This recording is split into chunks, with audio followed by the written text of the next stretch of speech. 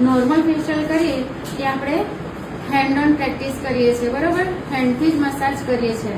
જ્યારે હાઇડ્રા જે અલગ અલગ ટૂલ્સ આવે છે એમાં, બરોબર, 7 ટૂલ્સ થી આપણે એમાં મસાજ કરીએ છીએ.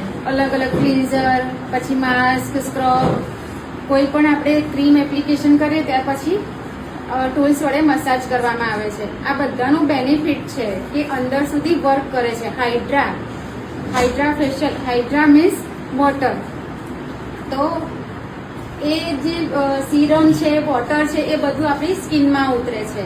જેની બહુ સ્કિન ડ્રાય થઈ ગઈ હોય, એન્ટી એજિંગ હોય, જેને ફાઇન લાઇન હોય, પિગમેન્ટેશન હોય, તો અંદર સુધી વર્ક કરે છે. આપણે નોર્મલ જે ફેશિયલ કરતા હોય એ ઉપર સુધી વર્ક કરશે. જ્યારે મશીનરી આપણે ફેરવીશું ને તો એ અંદર સુધી વર્ક કરશે. બ્લડ સર્ક્યુલેશન થશે, એના લીધે શું થશે, સ્કિનમાં ગ્લો આવશે. બરોબર છે.